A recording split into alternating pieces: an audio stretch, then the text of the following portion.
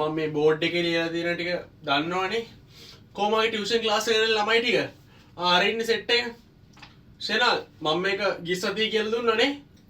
දැන් තමයි ඉස්කෝලේ උගන්වන්නේ. මං කිව්වනේ මගේ ටියුෂන් ක්ලාස් එකට එන්න කියලානේ. තමයි කිව්වේ. මොකෝ? ලකුණු මදිද? මං කිව්වනේ මගේ ටියුෂන් ක්ලාස් එකට එන්න කියලා. මට කරන්න දෙයක් නැහැ.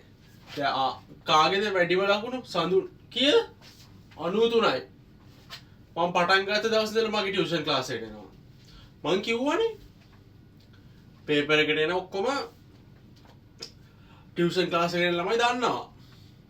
ඔක්කොම කියන්නේ මොන වගේ ප්‍රශ්නද එන්නේ කියලා ඒ ළමයි දන්නවා.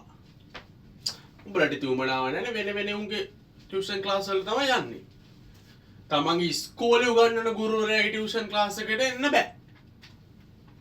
මං අද කරපු තියරි එක ඒකේ මම ප්‍රැක්ටිකලුත් ලැබ් එකේ කරලා තියෙනවා මගේ ටියුෂන් ක්ලාස් වල ළමයින්ට. උඹලට තියුමනාව නැහැ.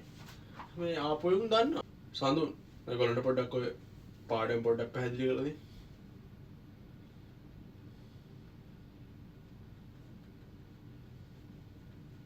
හරිනේ මේගොල්ලෝ පොඩ්ඩක් ආගන්න.